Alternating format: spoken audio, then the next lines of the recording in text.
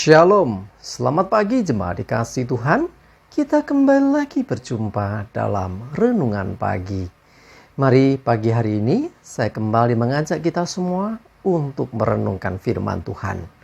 Supaya dengan firman Tuhan hidup kita akan terus dibangun. Dan kita akan semakin bertumbuh, diteguhkan dan dikuatkan dalam iman dan pengharapan. Firman Tuhan adalah kebenaran. Firman Tuhan sumber kekuatan bagi kita.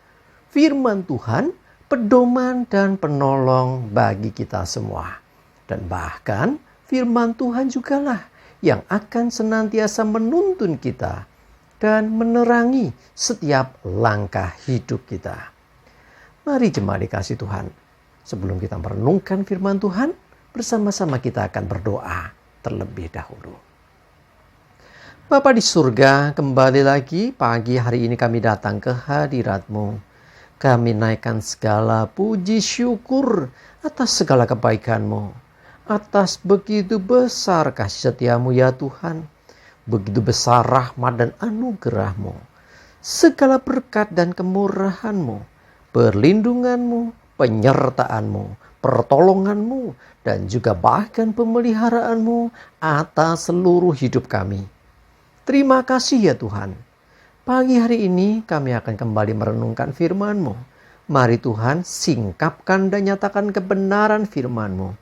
Dan Roh Kudus urapilah kami semua ya Tuhan. Sehingga kami bisa menangkap apa yang menjadi pesan Tuhan bagi kami.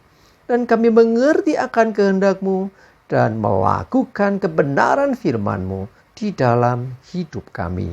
Terima kasih ya Tuhan. Di dalam nama Tuhan Yesus kami bersyukur dan berdoa. Amin. Mari jemaat dikasih Tuhan, sama-sama kita akan siapkan Alkitab kita.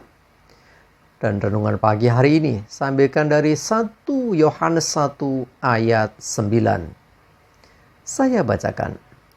Jika kita mengaku dosa kita, maka Ia adalah setia dan adil, sehingga Ia akan mengampuni segala dosa kita dan menyucikan kita dari segala kejahatan. Jemaat dikasih Tuhan, kita sepakat ya bahwa Tuhan Maha mengetahui, ya kan? Ya, kita semua percaya Tuhan Maha tahu, ya. Apapun yang kita lakukan di tempat tersembunyi sekalipun, di mana enggak ada seorang yang melihat, Tuhan Maha tahu. Ya, dosa-dosa kita yang lakukan di masa yang lampau sekalipun, Tuhan pun Maha tahu. Dia tahu semuanya. Tetapi firman Tuhan mengatakan supaya kita mengaku dosa kita. Kadang-kadang pertanyaannya, kok harus ngaku? Bukankah Tuhan sudah tahu? Tinggal mengampuni saja. Ya, bukan seperti itu maksudnya. Maksudnya begini, pengakuan kita atas dosa pelanggaran kita itu adalah bukti bahwa kita sadar. Artinya kita bertobat, ya. Jadi dengan mengakui bahwa kita sudah buat salah dan memohon pengampunan, berarti kita mengakui memang kita berdosa. Nah, bukankah Tuhan mengatakan bahwa bukan orang benar yang dicari Tuhan? Ya, jadi tabib bukan untuk mencari orang sehat, melainkan orang sakit. Dia datang untuk mereka yang berdosa untuk diselamatkan, untuk supaya dia bertobat dan diselamatkan. Itulah kenapa kita harus mengaku dosa kita di hadapan Tuhan. Ketika kita mengaku dosa kita, kita menyadari kelemahan kita, kita menyadari bahwa kita ini seharusnya layak dihukum. Dan disinilah kasih karunia Tuhan akan dinyatakan dengan mengakui dosa kita. Ia adalah Tuhan yang setia dan adil, Ia akan mengampuni segala dosa kita. Tidak peduli dosa besar, dosa kecil, ya. Ketika kita jujur, tulus, bertobat. Ya, jadi pengakuan ini salah satu dari rangkaian istilahnya bertobat itu apa? Salah satunya pengakuan.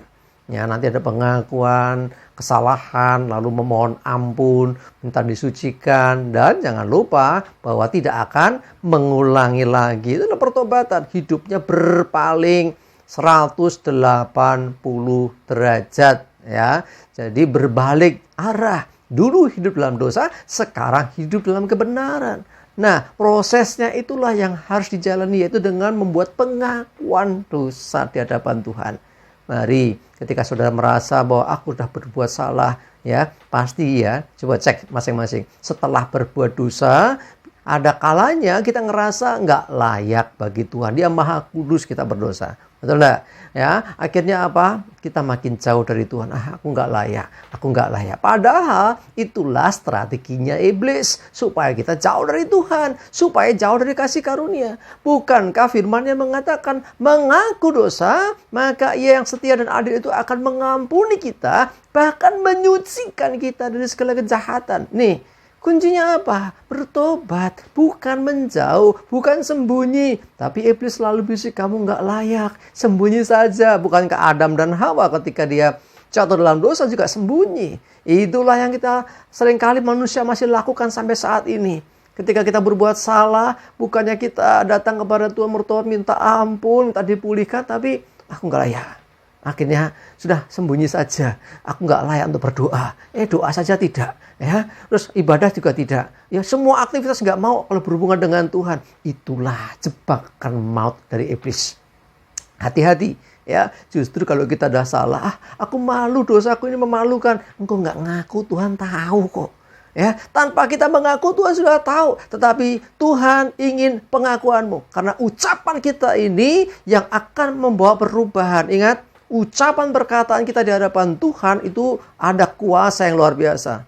Ya, contoh orang mau menikah kan juga pengakuan. Aku menerima engkau gitu kan. Dan itu mengikat atas hidupnya. Seumur hidupnya. Apa yang diucapkan di hadapan Tuhan. Termasuk ketika kita bertobat. Terima Yesus sebagai Tuhan Juru Selamat. Itu juga mengikat. Betapa pentingnya ucapan perkataan kita.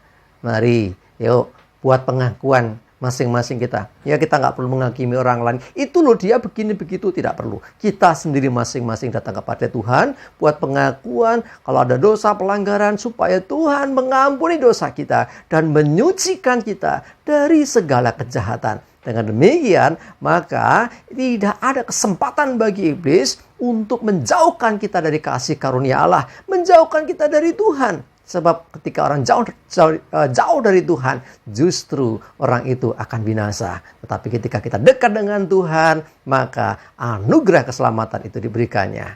Mari ya, jangan tertuduh lagi, bertobat dan Tuhan akan pulihkan hidup kita.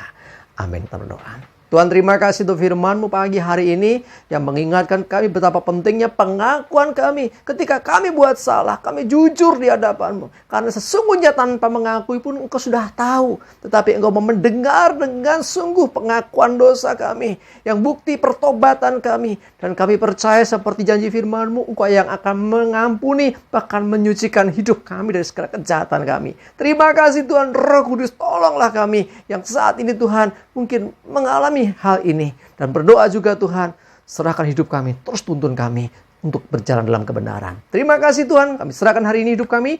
Mohon berkat-Mu, penyertaan dan pertolongan-Mu. Jauhkan celaka dan mara bahaya, damai sejahtera Tuhan dan berkat Tuhan atas kami semua. Dalam nama Yesus kami berdoa dan bersyukur. Amin. Mari jemaat dikasih Tuhan, semangat ya, maju terus dalam iman dan pengharapan. Selamat beraktivitas. Tuhan Yesus memberkati kita semua. Amin.